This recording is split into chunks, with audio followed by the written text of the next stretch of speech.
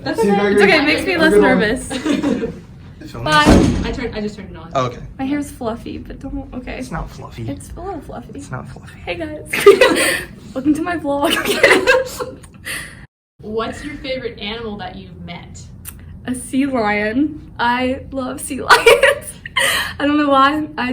They're so cute, and they swim and they tan and they eat, and that's just like the dream life. So like, They can? I feel they just like lay in the sun and just. Dude, And I've swam with them before. Pretty cool. My mom's awesome. She lets me do fun stuff like that. So what are you most excited about for this next chapter of your life? Something new. So I've been at the same church and same school for like my whole life, and so I'm really excited to be somewhere new and like get to meet new people. And I don't know, I've never had that experience, so I'm really excited to just have new experiences and stuff. So What's your biggest fear about post-graduation life? not having my parents with me all the time and be able to like have advice and talk to when I get home and stuff. I'm gonna miss my parents a lot. So yeah, that's my biggest fear probably. If you could tell your freshman self one thing, what would it be? Never go to a butterfly garden. No. Be more outgoing and don't be so shy around new people. I think I was very scared to show my true self and how like giggly I am and just like who I am. I was just kind of more shy and quiet freshman year, so I think just be open and let people see the real you and stuff. What's something that happened at a youth activity that you'll remember your whole life? So at CIY, like that COVID year when we were in that cabin and we had our talent show and the boys did that like WrestleMania thing.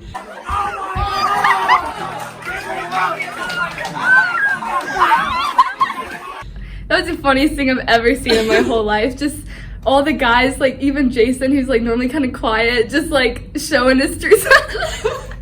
Just being so funny and them wrestling and just having this whole skit. It was the funniest thing ever. I will never forget that. I won't. The most memorable moment about one of your fellow graduates. Okay, so I was going through a really hard time junior year, and Nick knew that, and he texted me and was like, hey, do you want to like get a group of some of us from the youth group and like just hang out as like a distraction, just to like lift up my spirits and stuff. And so he got a group of people, we went to cookout, we made TikToks, we had milkshakes, and he just like, it was so sweet of him to just know that I needed that and needed a distraction, and I'll never forget that. That was very sweet of him. What is something you'll miss about WRCC youth? You guys, I'm gonna miss you guys a lot.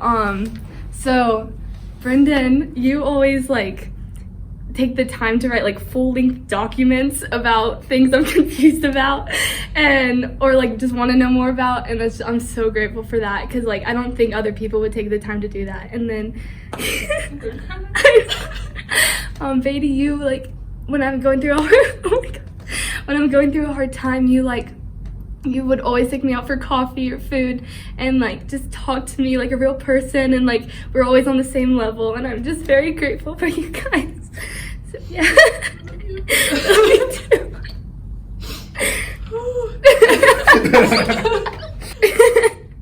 Just have to laugh through it. What is, now my face is wet. What was your favorite part of being in the youth ministry? Small group, because I like that time we all get around these tables and talk about the weird stuff that we don't understand in the Bible, and just everyone has the weirdest comments to say, and it's just so funny. And I love small group time at youth group. And the moon. Yeah, right there. It's always there. It's right there. It's yellow and it says Lidl on it. What's the biggest lesson you've learned from WRCC youth? We all have like God has a purpose for all of us, and it doesn't matter what path we take. Like I was scared I was going to choose the wrong college or choose the wrong people to be around, but I know whatever I choose, God has a plan for that, and it's going to all work out in his favor. So Brendan taught me that. What's your favorite Bible verse or passage at the moment? Psalms 118:24. It says, "This is the day that the Lord has made. Let us rejoice and be glad in it."